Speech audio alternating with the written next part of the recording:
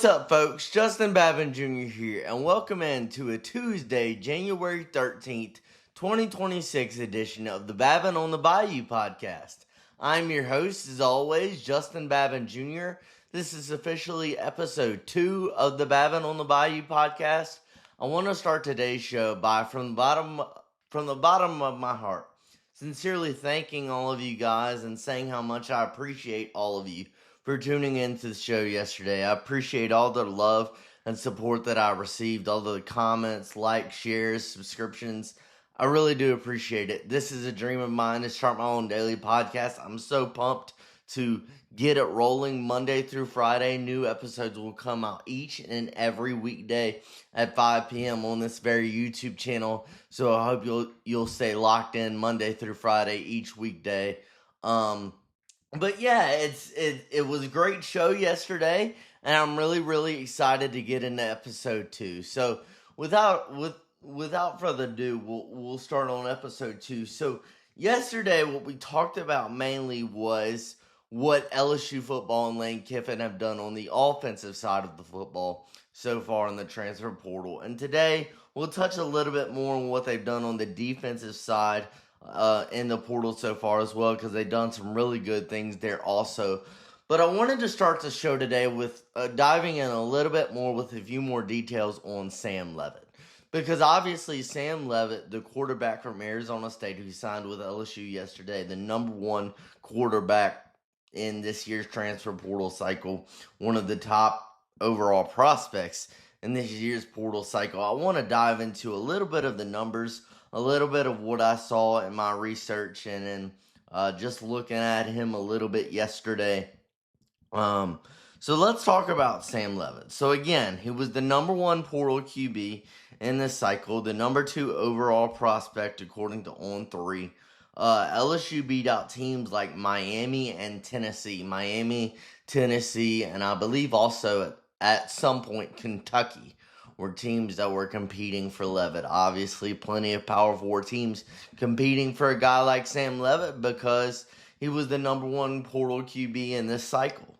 But when you look at what he did as a starter for 2 years in 2024 and 2025 at Arizona State, it's really impressive, especially in 2024 when he led Arizona State to a Big 12 title win and a college football playoff appearance, where, if I remember correctly, they played the Texas Longhorns in the Peach Bowl in the college football playoff in a game that not a lot of people were giving Arizona State much of a chance in, and they took Texas down to the wire. That was a very close game all the way through, and obviously Cam Scatterboo, the running back from Arizona State, was a part of that. But Sam Leavitt was a big part of that as well with how good he played in that game. So one of the things I really love about Leavitt is mainly because of that 2024 season. This is a guy who has big game experience. This is a guy who has played in big game, high leverage situations and knows what that's like. He's played in a playoff game. He's played in a conference championship game. And that experience is going to help him when it comes to playing in the SEC every Saturday in the fall. That's going to really help him. And it's going to help LSU because it's not like this guy has never seen this level of competition before. You know, he's played really good teams. He has played in high leverage situations before. And that's going to help him in the SEC. And that's going to help LSU in the SEC in 2026 to have a quarterback like that who has that experience in high leverage big game situations. Diving in a little bit to the numbers, in 2024, Leavitt threw for over 2,800 yards and 24 touchdowns to only 6 interceptions in 2024. And then 2024, yeah, that was his big season. That was his breakout season. And then in 2025, he was solid when he played, but he only played in 7 games, and he missed 5 games in 2025 for ASU because of what we talked about yesterday with that Liz Frank injury that required him to have foot surgery in November, I believe. And so because of that, he only played in 7 games in Arizona State's 2025 season, and he missed 5. But when he played, he was pretty solid. We talked about his big game experience Another thing I really like when you dive into the numbers on Levitt as well is it shows, just like we talked about with Elon University's Landon Clark yesterday, Sam Levitt's a dual threat quarterback. He's a guy who is not afraid to, take the ball and run with it and scramble and improvise and create from the pocket. And you see that when you look at his numbers. So in 2024, Levitt had 21 rushes for over 10 yards, and he gained 38 first downs on the ground with his legs in 2024. He also had over 400 yards scrambling in 2024 and over 300 yards scrambling in 2025. So the reason I love pointing that out is this is a guy who's not afraid to use his legs. He's got pretty good speed, and it adds another dimension to your offense. It's not, we talked about it yesterday, one of the issues with Garrett Nussmeier and one of the issues with the LSU offense is, yes, you had a bad offensive line, but you also didn't have a quarterback who was willing to create and run outside the pocket and use his legs to kind of help counter that bad offensive line play. Often Nussmeier was just a statue in the pocket and got hit 15, 20 times a game because he wasn't willing to use his legs. That's not going to be the case with Sam Leavitt. That's not going to be the case with Landon Clark. If he plays, you're bringing in true dual threat quarterbacks who are willing to improvise, willing to use their legs, willing to create, and that's going to add another dimension to your offense that really is going to help it stretch the field and help it throw something at opposing defenses that add more looks, add more confusion to the play of opposing defenses. So I love the dual threat numbers. I love the speed that I see on film. I love that he's got a rocket for an arm, obviously. Like, his arm is great. He's got a rocket for an arm, but he's also not afraid to use his legs. He's willing to use his legs, and I do truly, truly love that, and that is truly, truly something that is going to help LSU and Lane Kiffin in 2026. And then I wanted to say this. I wanted to add a few things. So last week, Sam Leavitt took a trip to LSU. He was on a visit to LSU. The reports are that I don't know how well that visit finished, and the reason why is because in the middle of Sam Leavitt's visit to LSU, it was reported that Damon Williams from Washington was going to enter the transfer portal, and LSU was going to go after him because they really like Damon Williams. Well, obviously, if you're Levitt, you're on a trip with LSU thinking you're going to be the number one guy if you come there, but you're hearing all these reports of, okay, I'm on campus and they're literally chasing another quarterback right now while they have me on campus. So he left LSU, he left his visit at LSU, and I don't know how that visit finished. So he goes to Tennessee, takes a visit to Knoxville to meet with Tennessee and Josh Heupel. And Lane Kiffin literally flies to Knoxville to go meet with Sam Levitt. He flies to Knoxville to go meet with Sam Levitt in between Levitt's trips to Tennessee, and he took another trip to Miami. And it shows Lane Kiffin really cares. Like, he really, really cares about this. He puts in the effort. And, especially Lane Kiffin realized, or the staff or whoever realized after Damon Williams eventually announced he was staying in Washington and he wasn't going to transfer, he was like, hey, I kind of screwed this up. Let me go fix this. Let me go to Knoxville and say, Sam, we want you to be the guy. We want you to come here. We want you to be QB1 for LSU in 2026. So he takes the trip to Knoxville, and ultimately, even with the visit to LSU for Levitt ending the way it might have, took that trip to Knoxville, spent some more time with him in between his trips to Tennessee and Miami. And I don't know how much that helped, but it obviously did help because yesterday, Levitt officially committed and signed, and he is now a Tiger. And so I love that. And then I talked a little bit yesterday about some of my concerns with Levitt, and here's the thing. My concerns with Levitt are not his ability. his ability, if he is healthy, he is a great QB1 and a great option for the Tigers in 2026. I will not deny that. I've never said he wasn't. When I talked about my concerns yesterday, it purely had to do with his health. I don't know how long he's going to be out. I don't know the timetable for his return. I don't know if he's going to be able to play at all in spring practice in March and April. And that's spring practice was my big thing because he's got to learn a new scheme. He's got to learn a new playbook under Lane Kiffin. He's got to develop some rapport with receivers that he's never thrown to, an offensive lineman that he's never been with, right? Chemistry and developing chemistry and stuff like that. That's what kind of spring is for. That's what it helps with. And that's my concern. My concern has nothing to do with Sam Leavitt as a quarterback or as a decision maker or his decisiveness on the football field or his ability. He has plenty of ability. It's going to be something to monitor. It's going to be something to watch the timetable for that injury for Sam Leavitt. But I am excited he's here because literally 48 to 72 hours ago, LSU had 0 scholarship quarterbacks on their roster, and now they have 2 scholarship quarterbacks on their roster, and they have their QB1. So, yeah, that's great. Some more news from yesterday. LSU running back Kaden Durham is returning to LSU. He withdrew his name from the transfer portal. Kaden Durham originally entered his name into the transfer portal on January 3rd and said he was going to transfer on January 3rd. Obviously, his running backs coach, Frank Wilson, is now the running backs coach at Ole Miss. Kevin Smith from Ole Miss takes over. He's the new running backs coach at LSU, obviously. And so Kaden Durham, I'm sure not having Frank Wilson was a big deal, but eventually he withdrew his name from the transfer portal, and he is coming back and going to be a Tiger again in 2026. And I really like this. This is really good news, right? Because we talked yesterday about how I think Harlan Berry is going to be a star and a stud in a Lane Kiffin type of offense because of how versatile he is, not just out of the backfield in the run game, but also as a pass catcher in the pass game.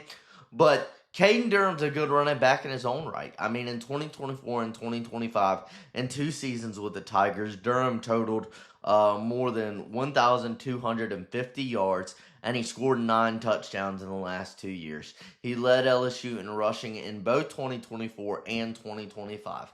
So look, even when LSU hasn't never had a good running game under Brian Kelly. Let's be honest. In 4 years, outside of Jayden Daniels, scrambling and running out of the pocket and being the amazing quarterback that he was, outside of that, LSU never had a good running game. But if there were any bright spots in 2024 and 2025, in 2024 it was Caden Durham. You saw the burst, you saw the flashes in Durham's freshman year.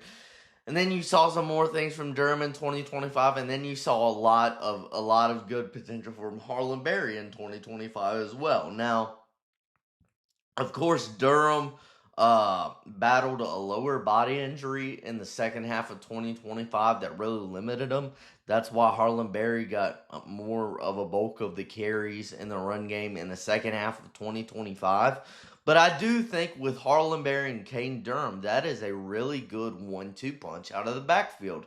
And definitely for a guy like Lane Kiffin, who, again, Lane Kiffin doesn't run an air raid. This is not a Mike Leach, just sit there and run the ball, air raid. This is like Lane Kiffin had Quinshon Judkins at Ole Miss. He had Kawan Lacey at Ole Miss. Like, Lane Kiffin loves to use his running back. He loves to run the football. Yes, it is up-tempo. It is high-tempo. But it is not pass the ball for 60 passes a game. Like, it's not that. They do run the football. Lane Kiffin does run the football, and he's had great running backs. He had great running backs at Ole Miss, and I know he wants the same thing at LSU. So, Caden Durham and Harlan Berry are going to be a good 1-2 punch, especially for a coach like Lane Kiffin who really knows how to utilize running backs. And then we We talked about it yesterday. Guys like Ray Guillory from Utah and Rod Gainey Jr. from Charlotte out of the portal. So now you have 4 running backs in the room. I think that's a good number. You could go get another, but I'd say 4 running backs in the room with a good 1-2 punch of Harlan Berry and Caden Durham. Your running back room is looking pretty solid. It's looking pretty solid for 2026. But yeah, we're about to get into what LSU has done on the defensive side of the football so far in the transfer portal. But before we get to what LSU has done on the defensive side of the football in the portal, I want to talk to you about our daily sponsors who we love here at Babin on the Bayou. Babin on the Bayou Daily is brought to you by and proudly presented by Shield Heating and Cooling. When you're talking about Shield Heating and Cooling, you're talking about a team with decades of experience as leaders and experts in the AC industry. And I love my viewers. I love my audience. I thank you guys so much for tuning in to the first ever episode of this show yesterday. I thank you for tuning in to the show today. And I really want to reward you for that. I want to reward you for that. So if you call Shield Heating and Cooling today at the number 225-46-BAYOU. That's 225-46-BAYOU. BAYOU. If you call them at that number and tell them that you heard about them from this show, from the Babin on the Bayou podcast, I'm giving away free AC clean and checks for every AC system in your home. So whether you have 1 AC system in your home or 4 or 5 AC systems in your home, if you call Shield Heating and Cooling today at 225-46-BAYOU and tell them you heard about them from this show, then I'm giving away free AC cleaning checks for every AC system in your home, saving you money. It's of no cost to you. It's a giveaway. It's completely free. So go take part in that giveaway today at 225-46-BAYOU. We love the guys over at Shield Heating and Cooling. They're very trustworthy, very reliable. Shield Heating and Cooling, your local comfort defenders. We love them over there, and we thank them for what they do and for sponsoring this podcast. And now that we did that, let's talk about what LSU and Lane Kiffin have done on the defensive side of the football so far in the transfer portal. We covered what they've done as an offense yesterday in episode 1. If you didn't see it, go back and watch that. It was really fun. We enjoyed diving into that. But let's talk about the defense. And I want to start by talking about the staff. Because one of the big things that Lane Kiffin and LSU did when Lane Kiffin was hired here was they found a way to, with all of the staff turnover that you saw on the offensive side of the football when Lane Kiffin came here, the defensive side of the football has some continuity. It has plenty of guys on this coaching staff returning. And you talk about a defense that I thought in 2025 had a really, really good year. I mean, really kept LSU in games and really won games for you. Like, the defense won the Florida game for you. The defense won the South Carolina game for you this year. It kept you in the Bama game. It kept you in the Oklahoma game. Like, that's what this defense did this year under Blake Baker. And that was one of the biggest moves you've made. One of the biggest moves you made. You can talk about the transfer portal. You can talk about, whatever, the high school signing class, whatever.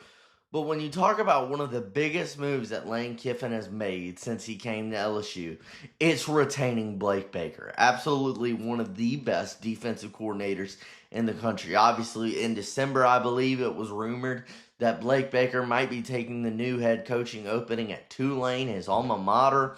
But ultimately, LSU offered him a contract he couldn't turn down. Obviously, I believe they matched the offer that Tulane was going to give him or something like that. And Blake Baker decided to stay on as defensive coordinator in 2026 for the LSU Tigers. And that was a huge deal. It was a huge deal, a massive deal. Because when you look at it and you look at talking about this defense, in 2023, in the second year under Brian Kelly, if you remember, this was Jaden Daniels' Heisman year. One of the worst defenses we've ever seen at Louisiana State University. Matt House, that defense was atrocious. So bad defensively. The secondary, constantly blown coverage. It was so bad. And in 2 years, from 2023,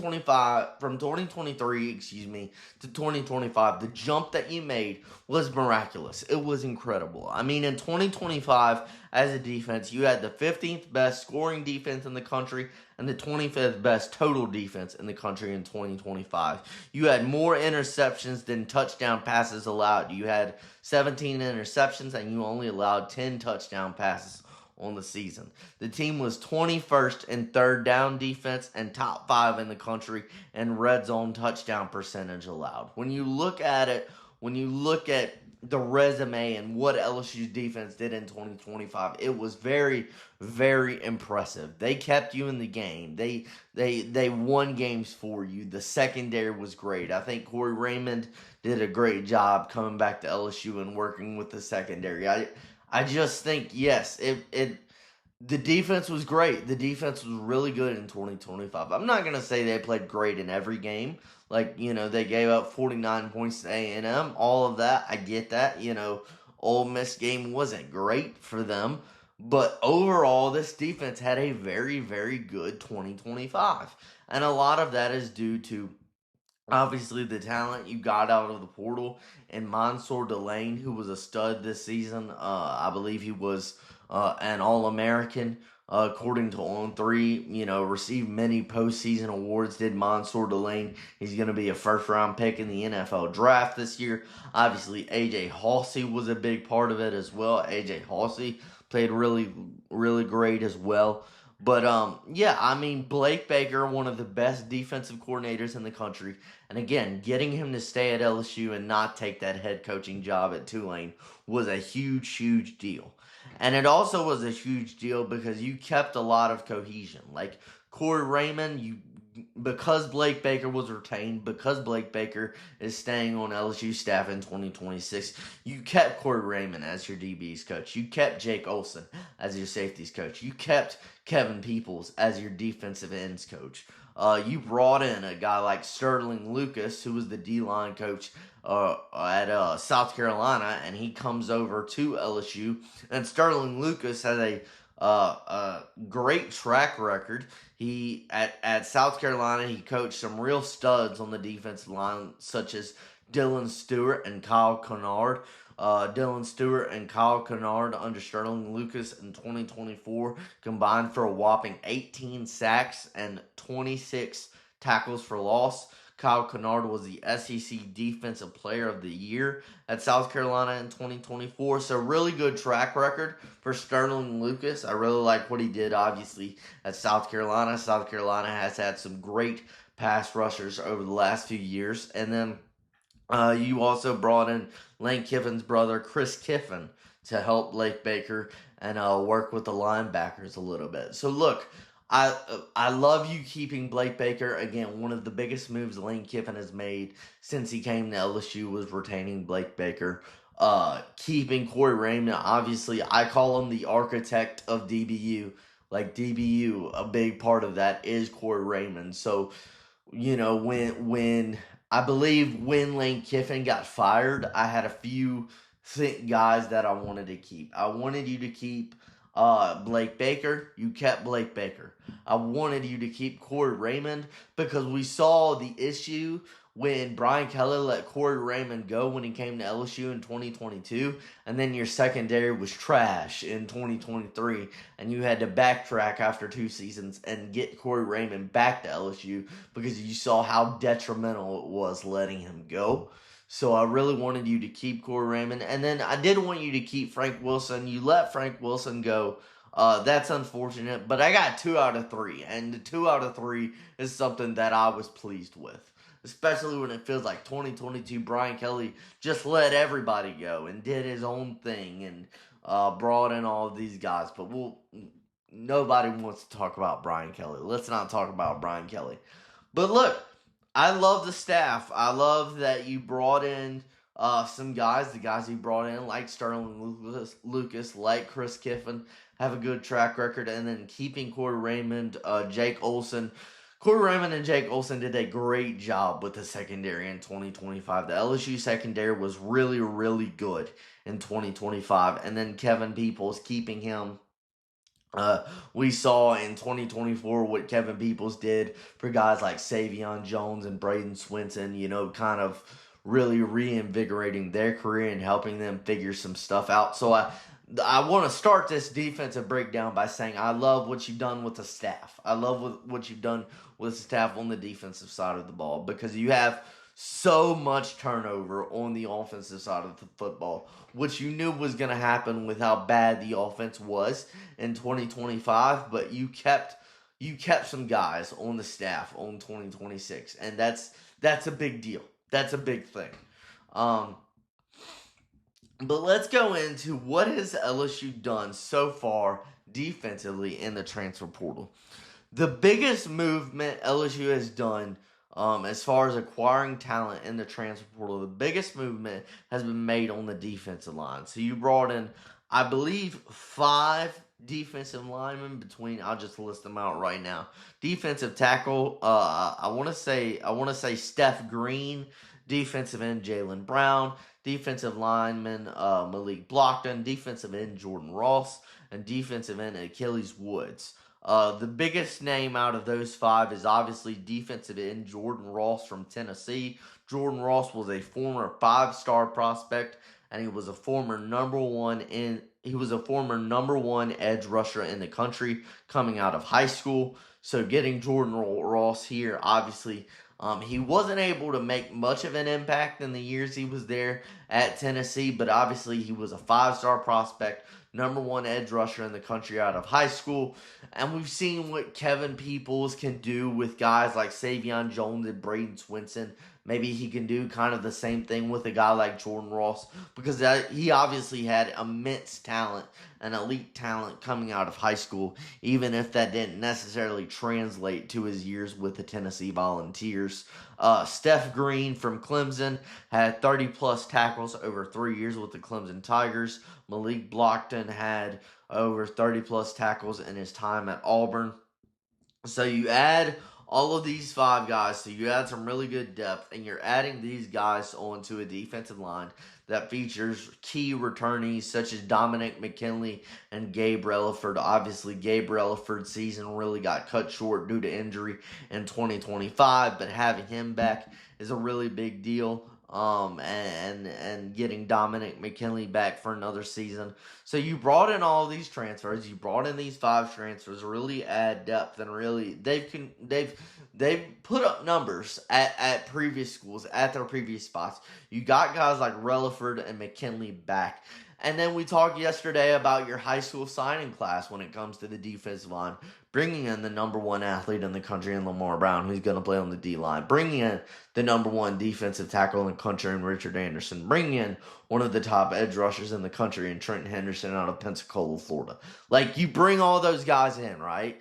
And it's shaping up to be where I think in 2025, I don't want to say the defensive line wasn't bad in 2025, but I really feel like the defense, that the good parts of the defense, the best parts of the defense in 2025 came from your secondary. Your secondary was really, really good with guys like Mansour Delane, Tamarcus Cooley, AJ Halsey, DJ Pickett, PJ Woodland. Your secondary was really good in 2025.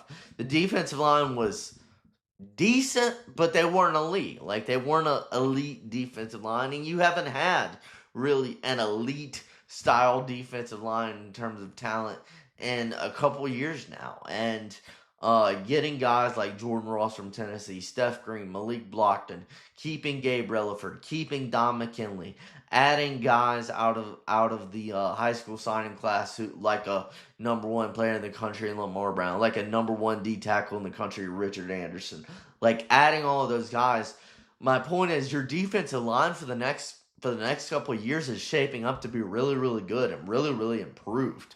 Maybe one of the best defensive lines that we've seen in a long time could be shaping up in 2026.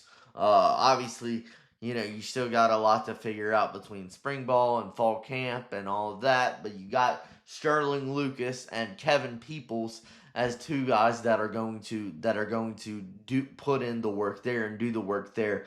But I do really like what you've done on the defensive line, adding a lot of depth, your returners, and especially what you did in the high school signing class. That was also a really, really big deal as well. So I'd say the number one thing you've done that I really liked is what you've added on the defensive line compared to what you had added in the high school signing class and the returners you have from your 2025 team. I also absolutely love the fact that you added safety Ty Benefield from Boise State. I really like Ty Benefield's production. I mean, Ty Benefield played for 3 seasons at Boise State, and he had over 230 tackles and 5 interceptions in 3 seasons as a Boise State Bronco. And in 2025, he was an all Mountain West Conference selection with 107 tackles on the season in 2025. So look, Ty Benefield kind of reminds me, looking at the numbers, looking at the previous production, he reminds me of AJ Halsey a little bit. When you look at it, when you look at guys like, look, you brought in guys in the secondary like Mansour Delane, like AJ Halsey, who really contributed. I believe at Houston, in 2024, the season before Halsey came to LSU, he had over 100 tackles at Houston.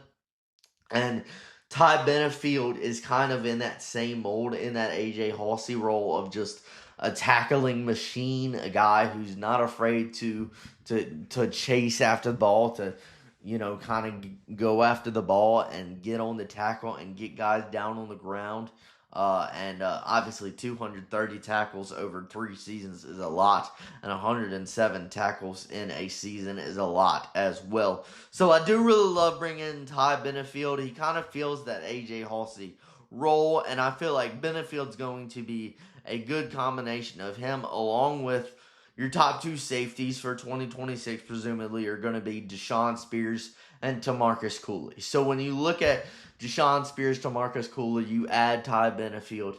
I really like what I saw out of Deshaun Spears this year. Now, he didn't play as much as Cooley and Halsey, but when Deshaun Spears played, he was really, really good. Like, you look back to the Florida game where he picked off DJ Lagway twice. He had 2 interceptions in a breakout game against Florida, including a pick 6. So I really like what Ty Benefield, adds, but I also like Deshaun Spears. I feel like Deshaun Spears, whenever he was called upon, played really, really well in 2025, and he's setting up to be safety number 1 in 2026. And then obviously Tamarcus Cooley, who played for you alongside AJ Halsey in 2025, had a good season as well, and him coming back is really, really going to help you. And look, as a whole, I love the way your secondary is lining up for 2026 between your DBs and your safeties. We just talked about your safeties, but also you're going to have probably your top 2 DBs are definitely going to be DJ Pickett, who was on 3's National Defensive Freshman of the Year in 2025, and PJ Woodland is probably going to be your DB alongside DJ Pickett. So look, I loved what this secondary did in 2025. I love Mansour Delane, the best cornerback in the country in 2025, in my opinion. AJ Halsey was really good. Deshaun Spears was really good when he was called upon. When you talk about DJ Pickett and PJ Woodland, I feel like you saw a ton of development game after game after game in 2025, especially from a guy like PJ Woodland. And I feel like you're setting up to where you have Woodland and Pickett manning your corner position, your DB position in 2026. And you have guys like Benefield, Tamarcus Cooley, and Deshaun Spears, who I think is a stud. And I really like your secondary. I like your secondary going into 2026. I like the fact that, of course, you still have Corey Raymond, who's one of the best DB coaches in the country. Again, the architect of DBU, excuse me. And then Jake Olson coming back also. So The secondary was really, really good in 2025. I think they're going to be really, really good and a bright spot again in 2026. I can't wait to see guys like DJ Pickett in his second year coming off, the National Freshman of the Year, Defensive Freshman of the Year, coming off that season that he had.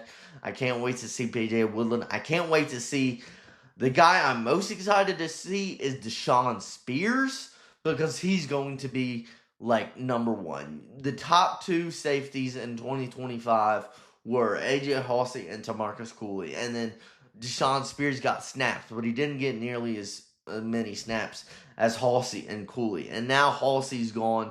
Deshaun Spears is ready to step into that starter role. He's ready to step into that role.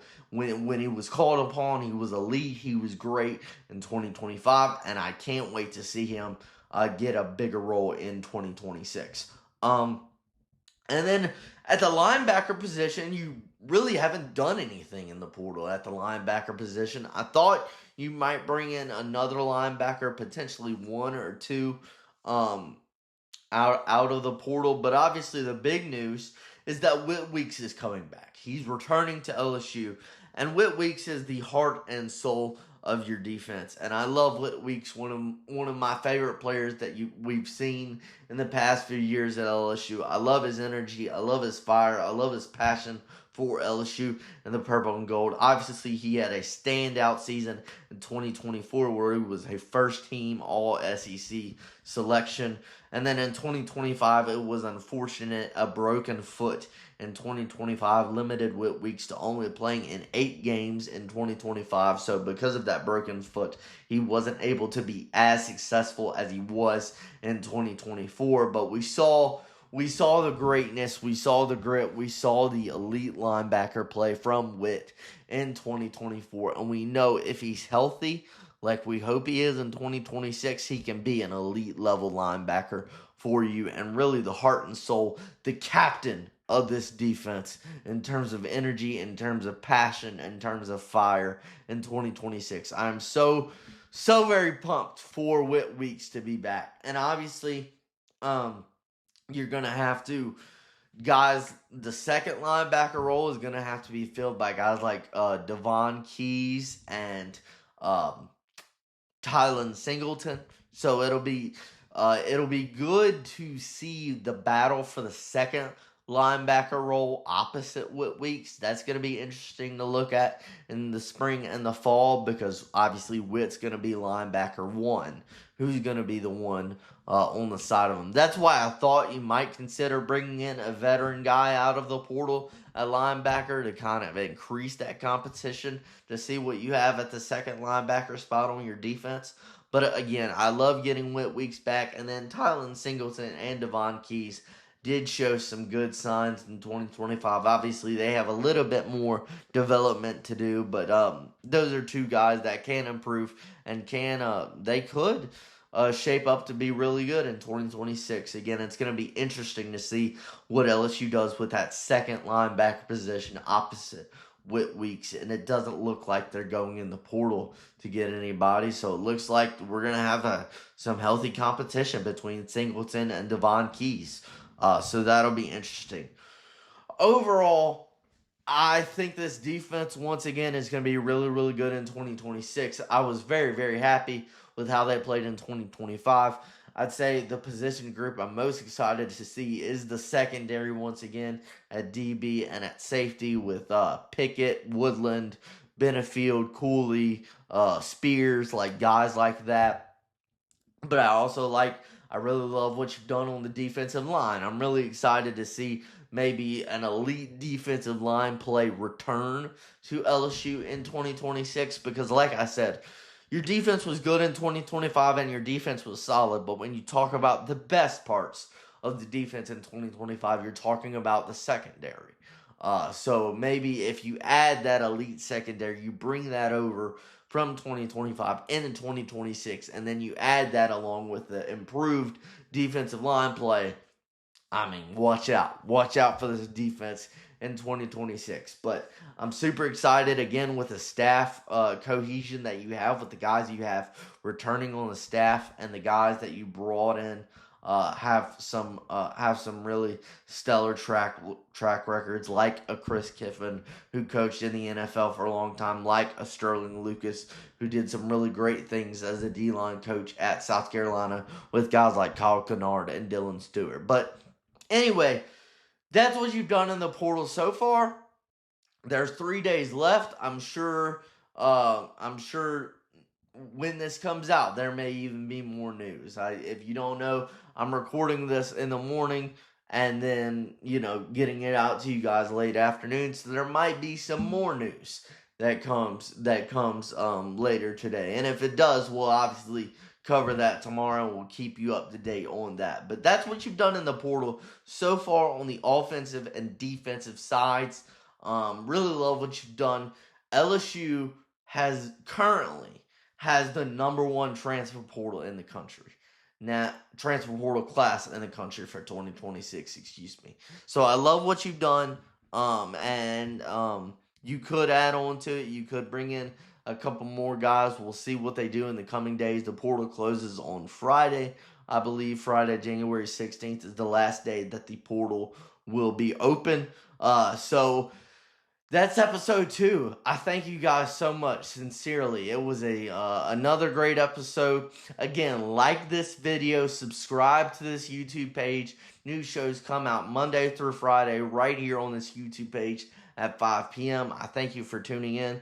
Like, share, comment, subscribe. I said this in the comments yesterday. I would love to interact with you guys throughout the week.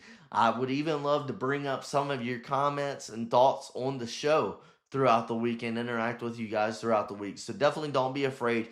If you have a thought, if you have a question, if you think I'm right and you want to add to it, or even if you think I'm wrong and you want to refute me, put that in the comments down below, and maybe it'll show up on the show at some point throughout the week. But again, thank you for tuning in to episode 2 of Babin on the Bayou. I appreciate you guys, and I hope you have a great day.